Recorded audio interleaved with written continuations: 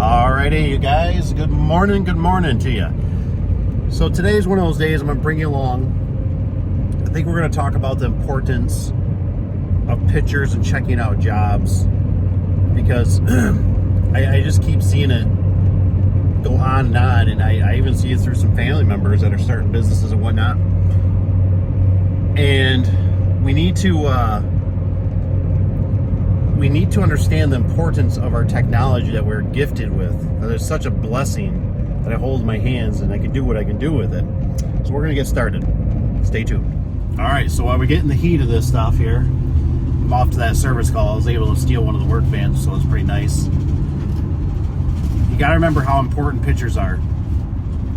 I hear this concept that people say, you know, maybe you shouldn't give estimates over the phone and things of that nature. I say, and I'd love to hear your guys' comments, do as much as you can over the phone, because customers have one intention and one intention only. I shouldn't say that, but to waste your time. These customers, they don't care if you're losing time from your family. They don't care if you're missing time.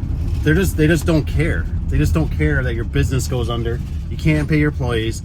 They don't care that your van has got 200,000 miles on it. They absolutely do not care.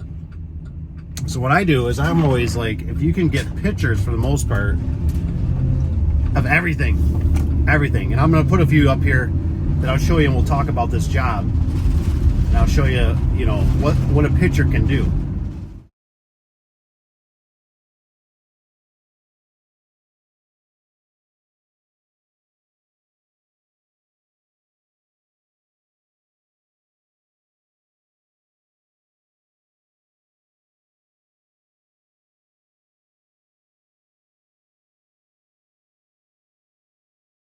So with that picture, you can tell, we can basically tell it's either a 16 by 7, 16 by 8, 18 by 8, somewhere in that ballpark of a garage door, right? I didn't look at it too closely. My first impression is a 16 by 7.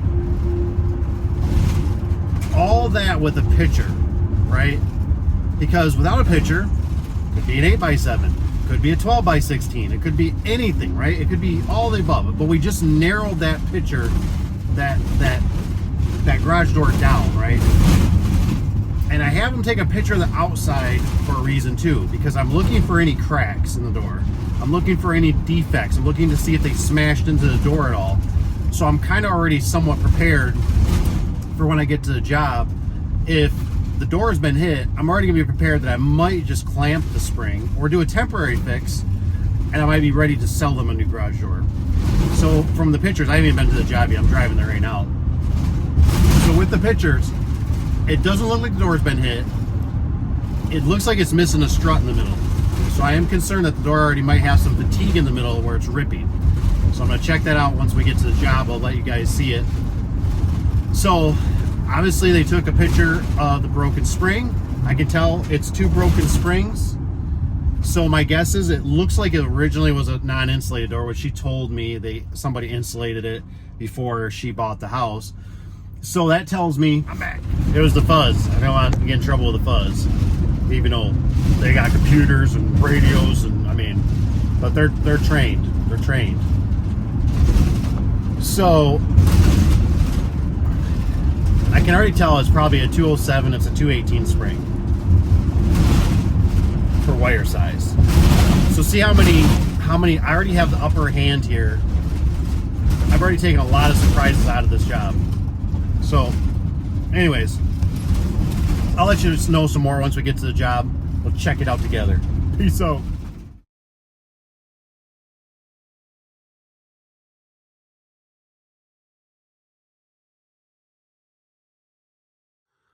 All right, well, we went with a 207 spring. I guess the door's got a little goofy stuff going on, but it's fine. Everything panned out real well. I decided not to go with the strut. It's going to save the customer some money. The door seems really strong still. This was built back in 2012. So I'm going to let it be.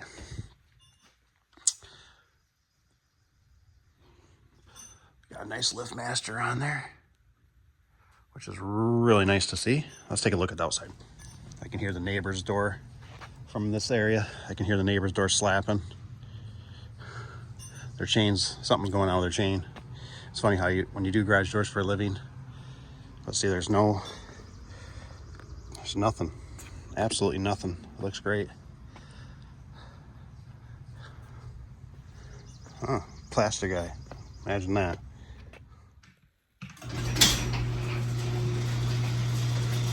Yeah, I wasn't gonna, but I'm gonna tighten that chain up just a smudge.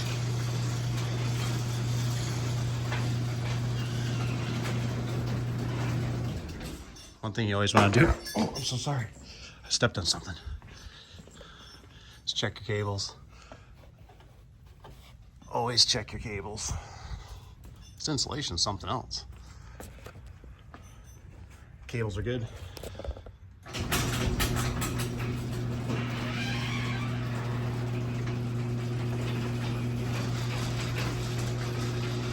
Next thing you gotta do is always make sure that darn thing seals. It seals like a dream, always at the bottom, because that's the first thing they're gonna notice is the bottom's not sealing after you work on a door. Looks good, looks good. Backings were done good. I know the company that did this, the guy that did it, he's always a good tech. He was always a good tech on their, he doesn't work for them anymore. It might be closed even, I don't know. But he was a good technician. He always did good work. All right, got her lubed up. Make that chain adjustment. It's just a hair loose, and we should be good. So chain's adjusted. Always cycle the door. Cycle, I can never stress that enough, to cycle the door. The more you cycle it, the more it's gonna fail. And that's a good note, because I'd rather have it fail now. While the truck's here, and the tools are here.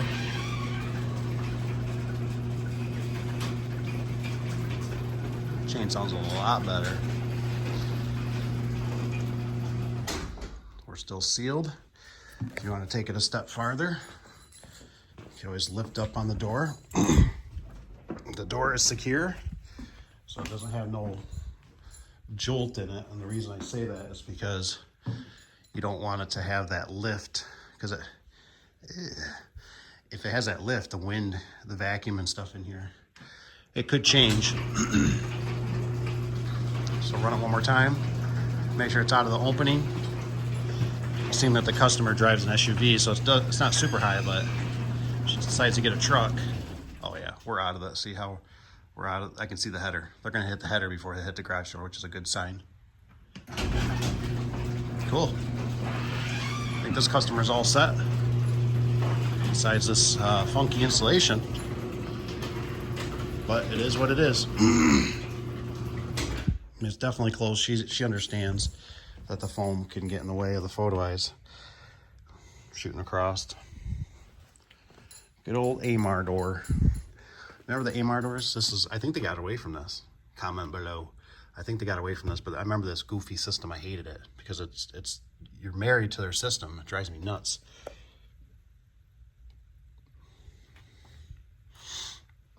Looking nice. Nice and solid. All right, you guys. So let's do a little recap on this spring job. First of all, I don't know if you know this. I didn't even know this for many years running the garage door business.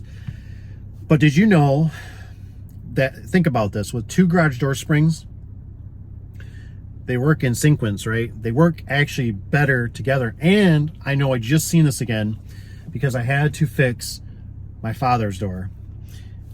When you have one spring on a garage door, think about that thing, right? When you wind it up, it grows. So it's always got pressure, you know, when it opens and closes, and it's always pushing. Two springs work in sync. They're always kind of against each other, right? The forces. Just something I wanted to bring up if you didn't know that. I didn't know that. I never thought about it because I worked with a guy that did garage doors quite a few years or more years than me. And he finally mentioned to me one time, he's like, you know, two springs are better than one. I'm like, what do you mean? He goes, they won't wear out the bearings. Because you think about it with the drums and everything, everything's pushing to one side constantly. So almost in a nutshell, if you have a one springer and you have the opportunity, you should put it on the other side so it pushes against the bearing and helps on the other side put the wear on that bearing. I've seen it. I've personally seen it. So it's just something to keep in mind. Just thought you should know. Another thing, you didn't get to see was that just before I got back to the shop, just to go to show you again, I came in within 5 feet of smashing the van. I literally was going down a 5-lane road. I had a girl pull. She was doing a left-hand turn. I literally was getting in the left lane because I was going to stop and grab lunch. I looked in my mirror. I looked back up. She was literally in front of me. I slammed on the brakes. Her car was tilted, right? I was going to hit her driver's door, just T-bone her hard. You know what I mean? I was doing about 50 miles an hour. I just could not believe she pulled out. Horn blaring, everything, totally upset. Thank goodness she didn't stop. If she would have stopped, I definitely would have took her out. Something to keep in mind. Service calls, like I said, all that stuff is liability, man. I'm telling you.